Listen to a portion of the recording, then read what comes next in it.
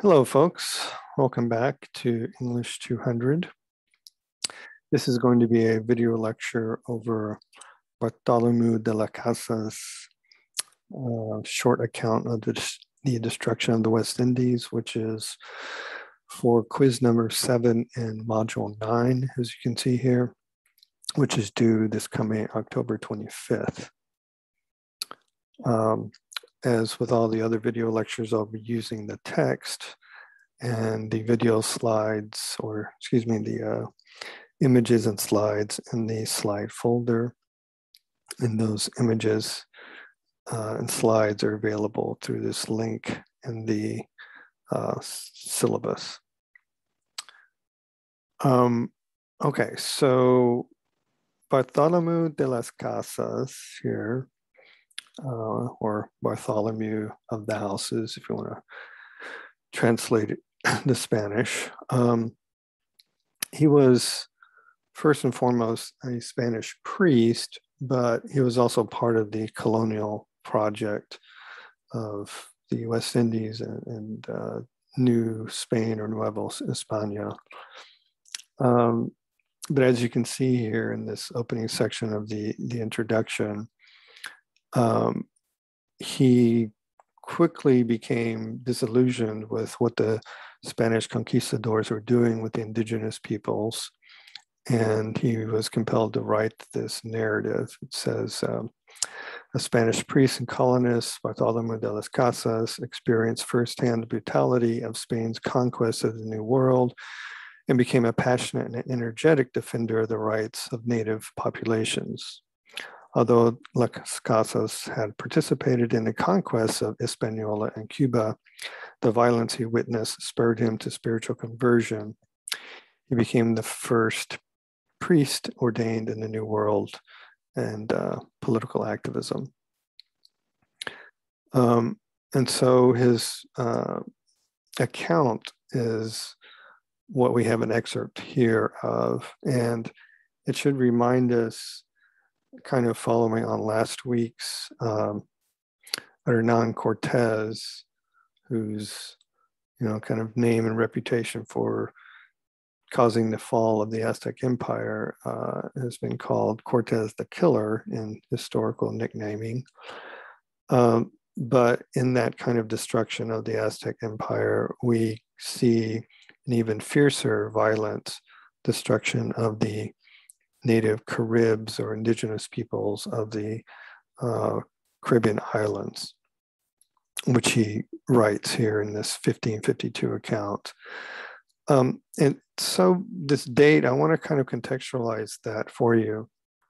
So remember that, it's 1492 that Columbus sets out on his first voyage, and then it's 1519 that Cortez causes the fall of the Aztec Empire.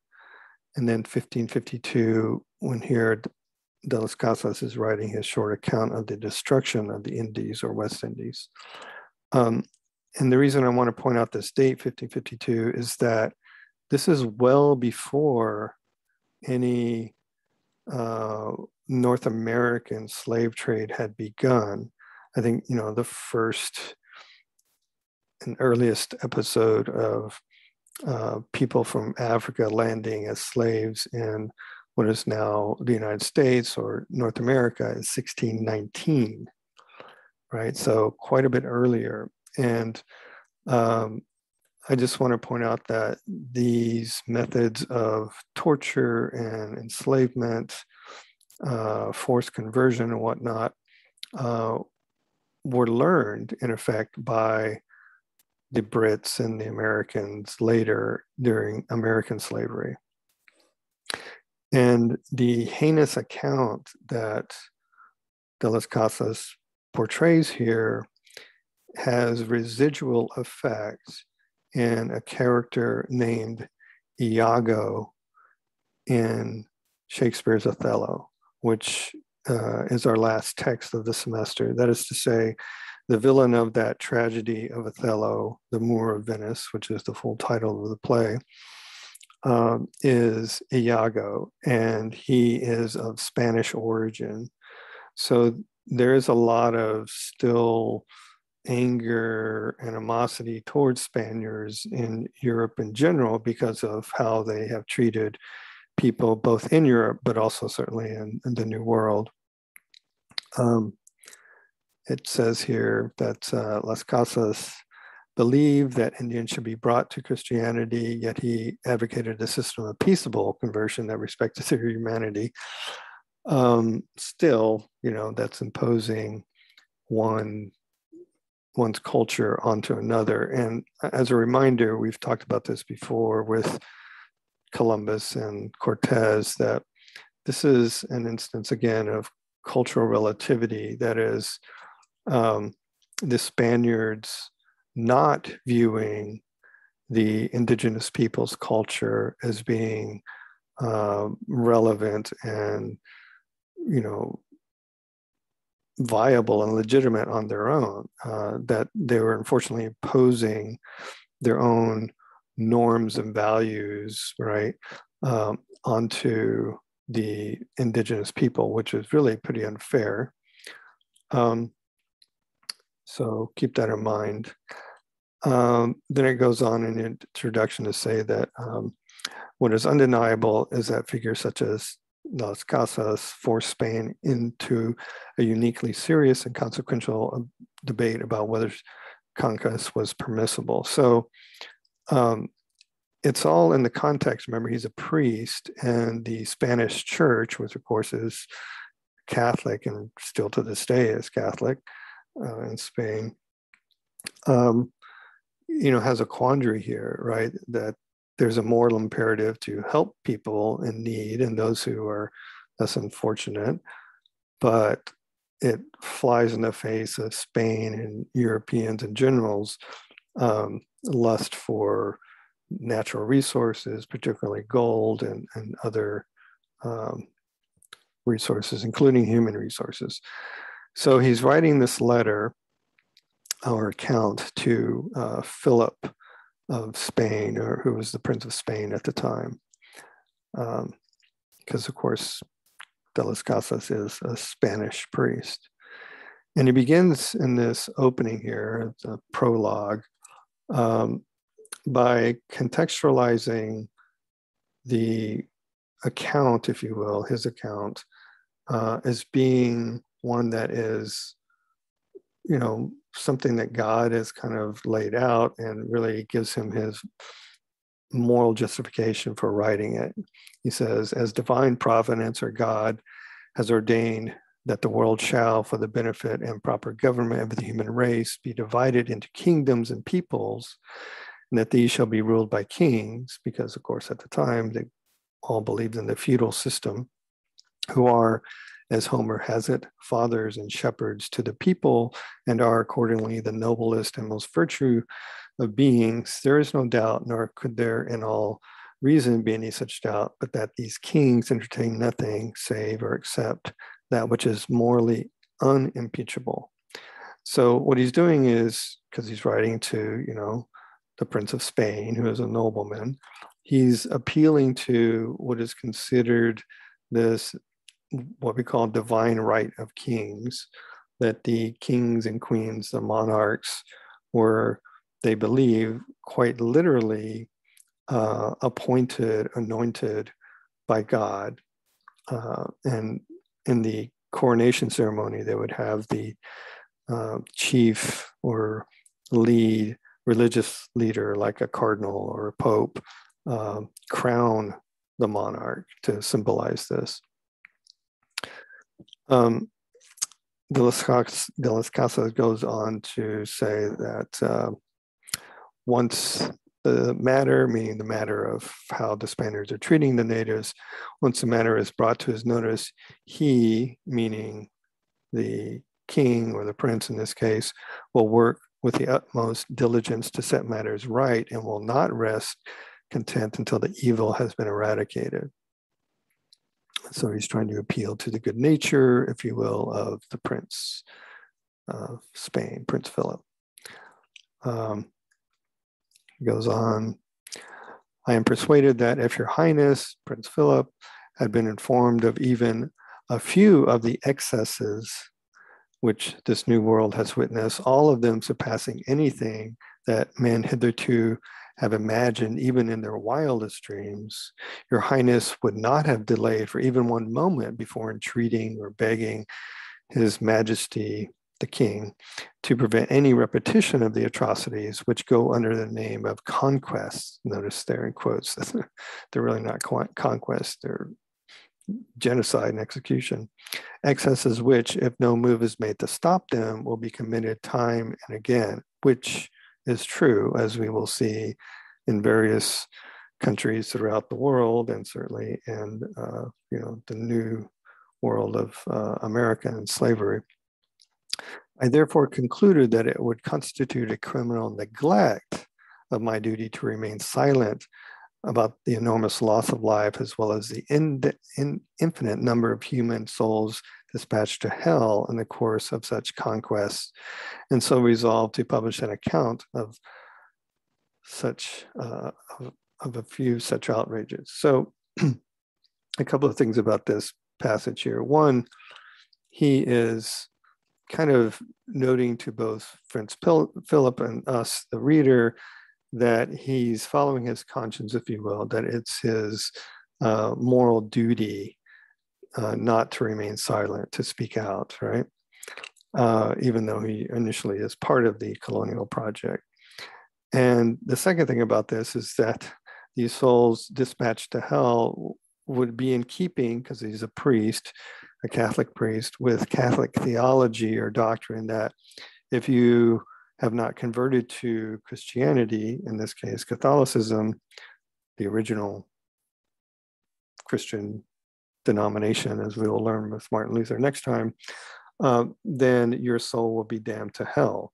That you could only be saved if you were a convert to Christianity. He says here in the preface to the account, it is accordingly 49 years now since Spaniards began arriving in numbers in this part of the world, that is after Cortez. They first settled the large and fertile island of Hispaniola, and we're reminded that that's Haiti and Dominican Republic.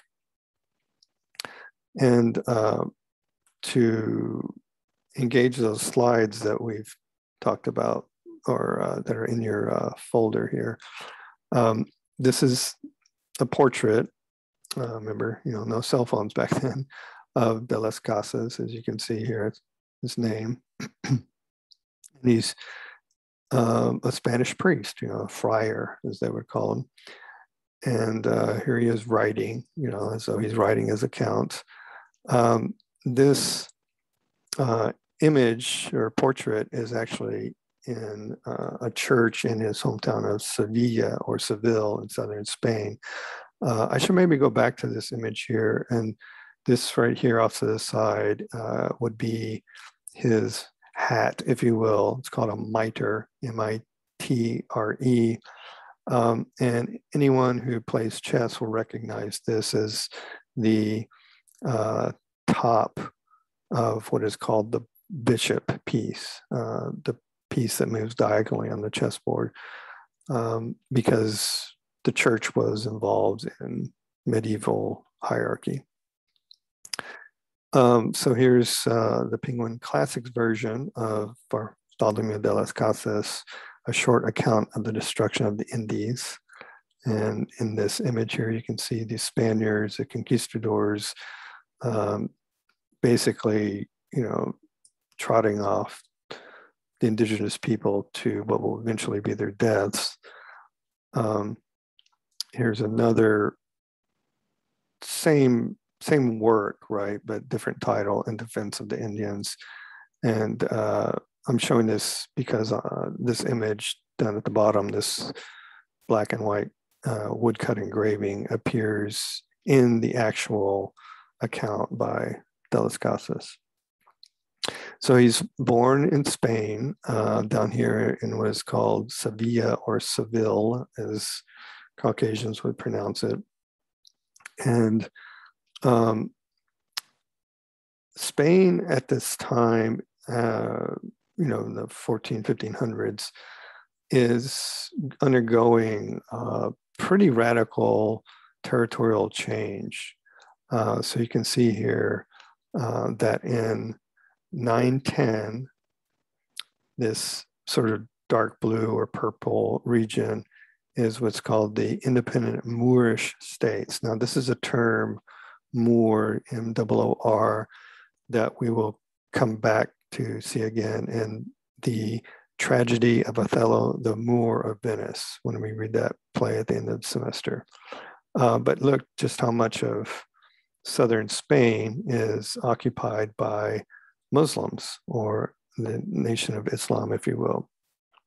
Not to be confused with the American Nation of Islam. So going back to the Quran, I mentioned this, that the spread of Islam beginning in 632, when Muhammad dies, spreads from from northern Africa to southern Spain in a region called Andalusia. And you can see just right here at the bottom, this white tip here, that's actually the northern tip of Algeria, right? And there's just a really short strait, or a body of water between the European continent and the African continent. So the spread of Islam was fairly easy. And then about a century later, 1037, the Moorish States are still there, but they're being kind of overrun slowly by what will become the nation of Castile eventually. And those of you who, and this is 1150, the Muslim states becoming smaller and the Castilian state becoming greater. Those of you who speak Spanish or take Spanish or learn Spanish, what you're learning is what we call Castilian Spanish after this country right here. So proper educated Spanish is Castilian Spanish.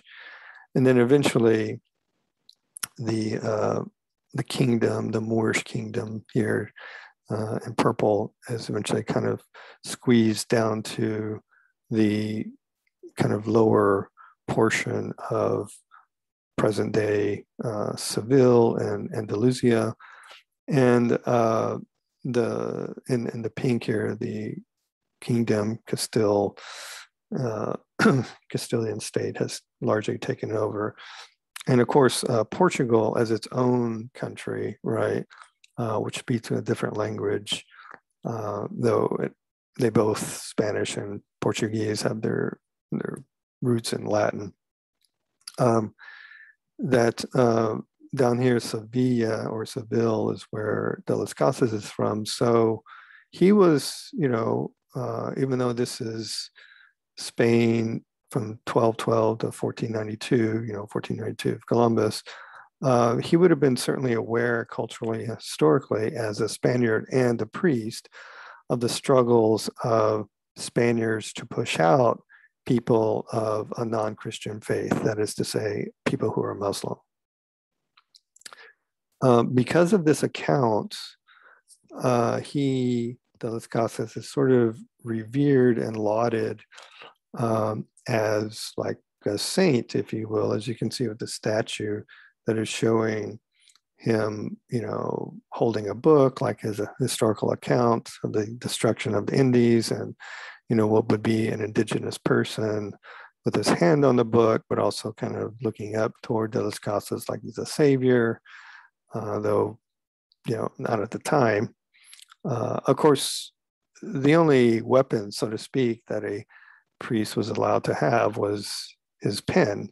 And I say his because even to this day in the Catholic Church, all priests, cardinals, bishops, the Pope, they're all male. It's a patriarchal religion. Okay, let me go back to the text here. So he observes that, like Columbus did, in fact, the people are fairly innocent and unassuming. They're not guiling or, conniving people. It says the simplest people in the world, unassuming, long-suffering, unassertive, and submissive. They are without malice or guile, and are utterly faithful and obedient both to their own native lords and to the Spaniards in whose service they now find themselves. Never quarrelsome or belligerent or boisterous, they harbor no grudges and do not seek to settle old scores. Indeed, the notions of revenge, rancor, and hatred are quite foreign to them. So one should ask after you read this text, then why are the Spaniards so adamant about subjugating and annihilating them, right? If they are not a threat to them. And in fact, they are, kind of a good people, as he goes on to say. They are also amongst the poorest people on the face of the earth. They own next to nothing, have no urge to acquire material possessions. As a result, they are neither ambitious nor greedy and are totally uninterested in worldly power. So what this is speaking to is something that will develop, begins to develop at this time. And I'll skip a few slides here. By the way, this is, the island of Hispaniola in its present day, in a Google shot with Haiti on the left, which was eventually colonized by the French. Therefore, we get French names like Port-au-Prince, for the capital.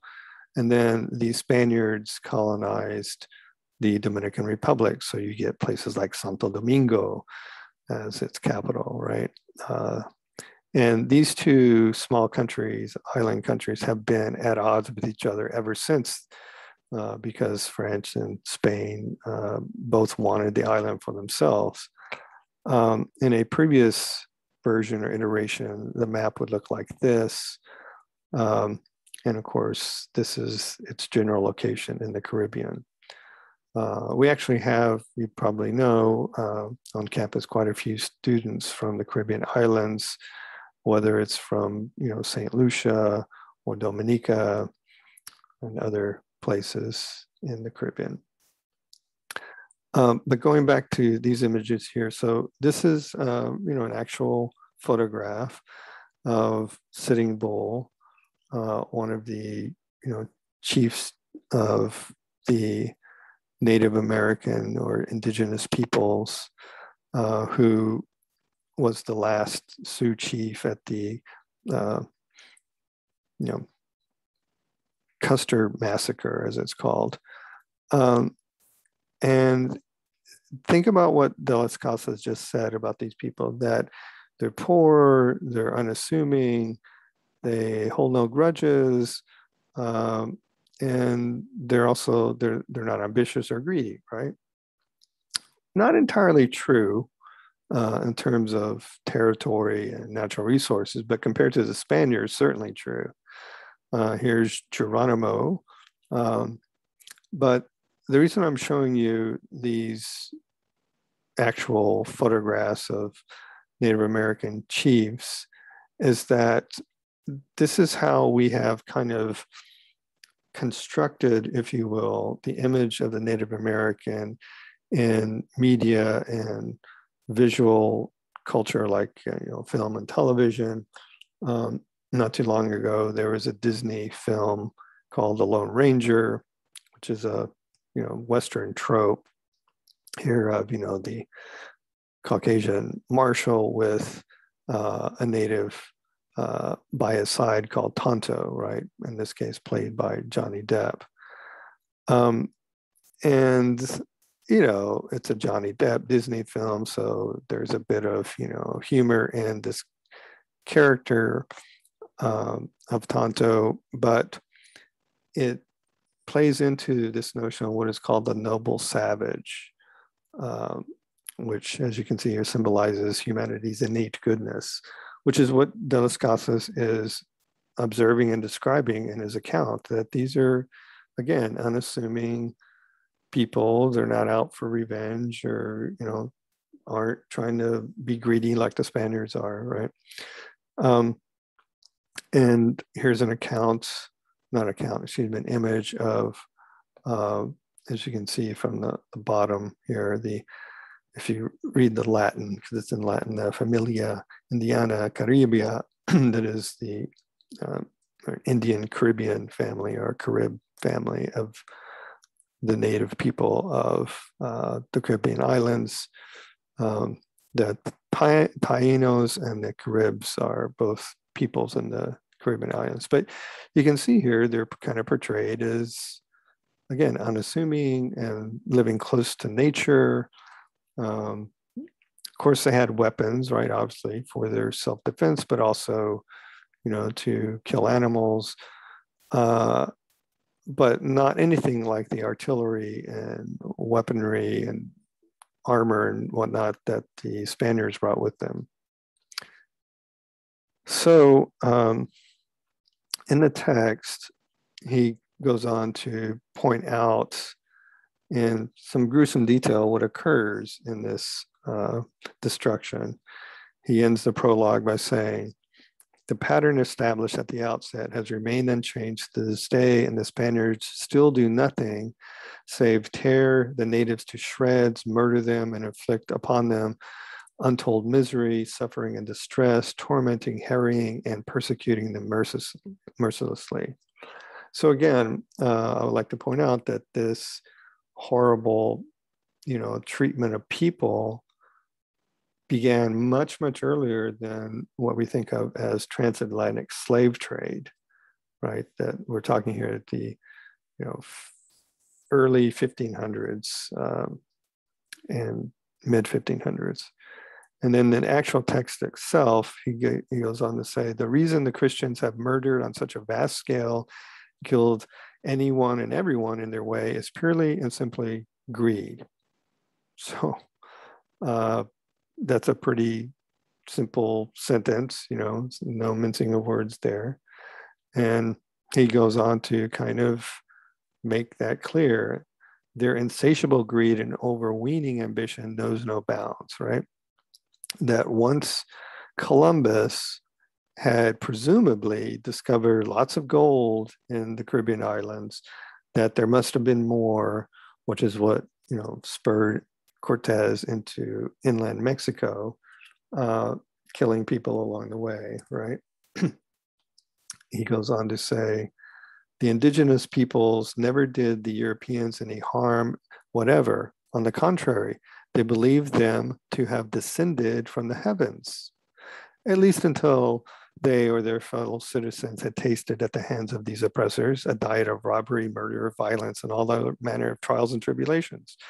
So as a reminder, this is exactly what the Aztecs thought, and the Mayans as well, of people in their theology or their religion coming from across the sea. That is, according to their religious belief, the indigenous people in the Caribbean islands, but also in present-day Mexico, they believe that one day fair-skinned people would come from heaven across the sea and be like their savior, sort of what we think of as a Messiah. So they didn't, when they saw the ships, they didn't kill them right away or try to go to war with them, because they were buying into this prophecy. So Hispaniola, again, Haiti, Dominican Republic today, is the first island to witness the arrival of Europeans and the first to suffer the wholesale slaughter of its people and the devastation and depopulation of the land. So, going back to these images here, should not be any surprise to us that today you have people in Haiti and Dominican Republic, or DR as we sometimes call it, fleeing this island nation or nations because it has always been riven or been stricken with famine, with colonization, with destruction, with oppression. At one point, I believe it's 1802, the slaves, largely, the transatlantic slave era, because that's much later than 1500s, the Haitian slaves revolted. Unfortunately, it didn't take entirely, but we hear right now about people fleeing the. Let me just put the world map up here. Fleeing. Where did it go? So here is Haiti, Dominican Republic, fleeing this island nation, going to South America as far as down south as Argentina and Chile, living there for years. And then recently, as this past month and this month, people making their way who are Haitians all the way up through the treacherous Darien Pass in Panama, this foresty area, through the turbulent nations of Central America, and then to Mexico, only to try to, claim some livelihood in America. So it's a very long, circuitous route to get to the United States, right?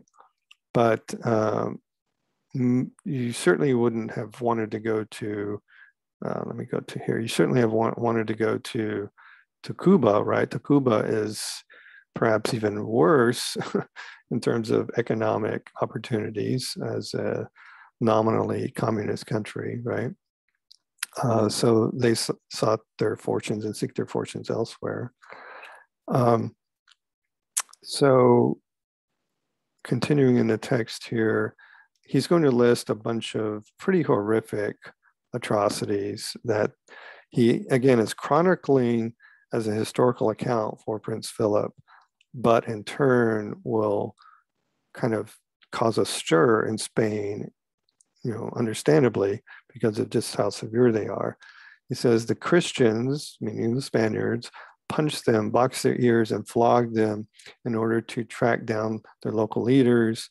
And the whole shameful process came to a head when one of the European or Spanish commanders raped the wife of the paramount chief of the entire island.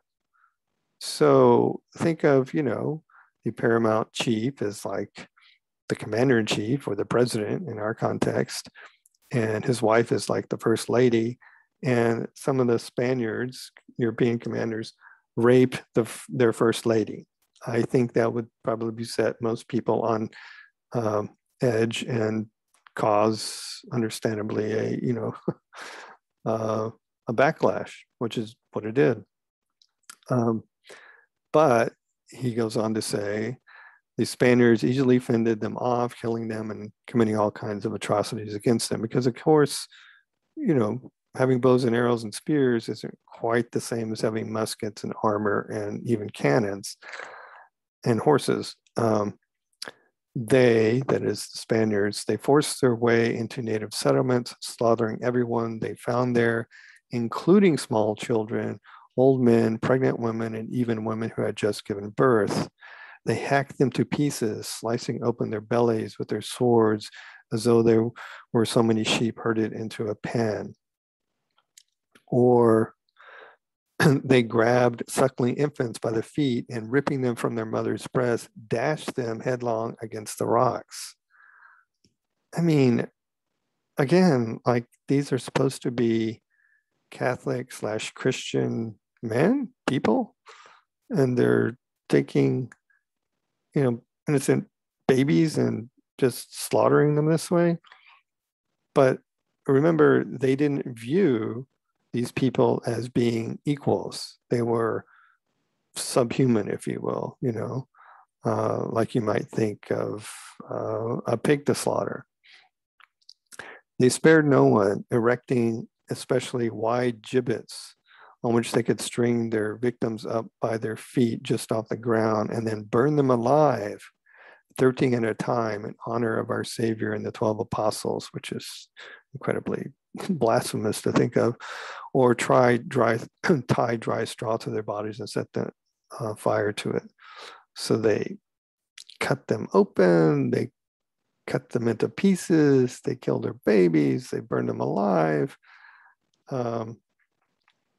Here, the way they normally dealt with the native leaders and nobles was to tie them to a kind of griddle consisting of sticks resting on pitchforks driven into the ground, and then grill them over a slow fire. I mean, it's like he said, it's sort of beyond imaginable, some of the things that they did to these people. It was just sheer violence for violence sake, right?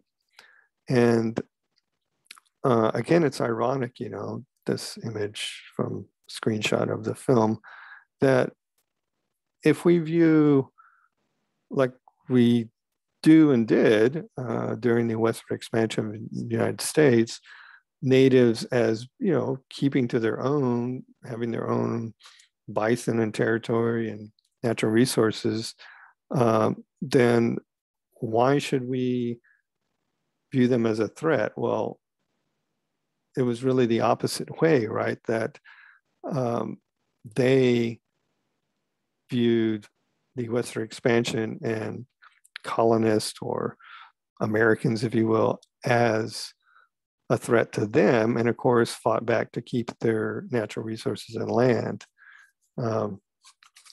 Yeah, but keep a notice on that word, right? Savage. That they're still quite not human, even though they might live closely and honestly with the land. Here's that image again that we saw in that book cover, and this is an actual like original plate or edition of De las Casas' work, and in it you can see what's going on here, that they're basically, you know, in that kind of adage, we call it, you know, holding one's feet to the fire to try to get people to talk, to tell them where their leaders are, or pouring hot oil on their skin. And this text, of course, originally is written in Latin, because Latin is the official language of the Catholic Church. But even if you don't have Latin, you can kind of make out some of the language, right? Like here, the diverse and horrendous torments, right, that are going on in this scene. So they burned them at the stake, and as you can see in this depiction, you know, trying to get them to convert at the last minute. But, you know, would you convert if you are a fervent, devout believer in your Christian or Jewish or Islamic God? You know, if someone, you know, was going to burn you or kill you, would you convert just to convert? So many, of course, didn't, and they met their fate this way. But many did, you know, just to survive. In this collage, if you will, you can see all the various kind of tortures that are depicted of burning people, you know, alive, like they're roasting them on a gibbet, as it says, or spearing people, tearing people, especially children, in half, disemboweling people, or called evisceration, cutting off people's hands.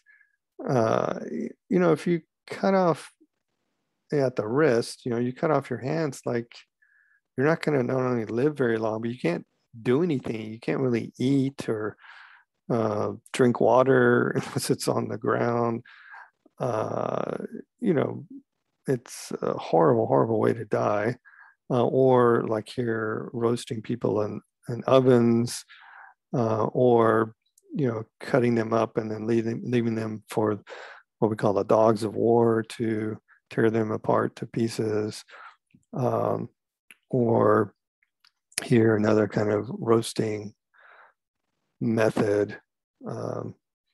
Or this is a common European technique of what's called impaling, of driving a stake through the anus, usually all the way up through your mouth, but you wouldn't necessarily die immediately, depending on how they did it, kind of like a gruesome crucifixion, or burying people alive, or just, stabbing and, slicing people, flogging people, of course, and even creating like these kind of gladiatorial games where they were, of course, unarmed, and then mass grave, burials, shooting people. So this one collage kind of captures all the, as it says here, the top, the cruelties used by the Spaniards on the Indians. Indians a misnomer, but certainly cruelties of, again, letting dogs tear people apart, which is a pretty horrific way to go. Again, the cutting of the hands, the slicing of babies, disemboweling them, of flogging people or pouring hot oil or tar on people, wouldn't die right away, but certainly torturous, of roasting people alive. And here's the, taking a child and slinging it headlong into rocks, And so for this account, de las Casas is, as I mentioned earlier, kind of revered as like almost a saint, a savior, as you can see here in this depiction, where he's, sort of looking up to heaven, holding a cross. Behind him is like a indigenous god from their religion, and then these natives either killed or like worshiping them as their savior for telling the truth. And he even has in Sevilla or Seville this statue or monument erected to him. Here he is, holding the bishop's crux to indicate his, priesthood. There's the Spaniards, with the swords, and then the native peoples off to the side. And the text goes on to say what other kind of atrocities, which was they discharged this duty by sending the men down the mines where working conditions were appalling, to dig for gold, and putting the women to labor in the fields and on their masters' estates to till the soil and raise crops. So there you go, working the field, slavery early on before the transatlantic slave trade begins in the Americas, or well, in North America, although technically the Caribbean is North America.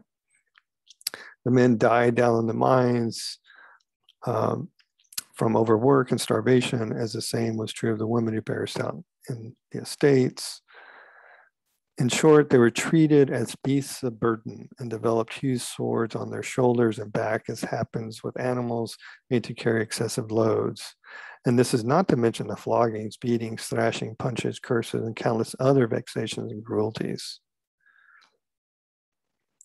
And he notes toward the end of this excerpt that Queen Isabella has died. And it's sort of a reminder that,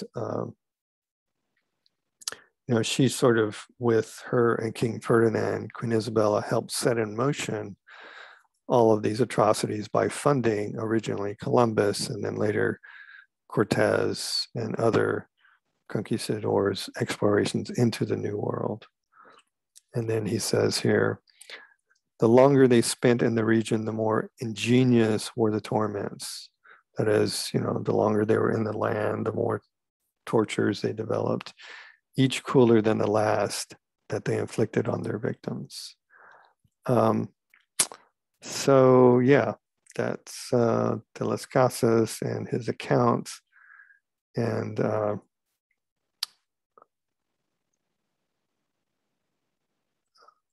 hope you get a sense of just the context of where European colonization begins and where later American and British colonizers learned their handicraft, so to speak.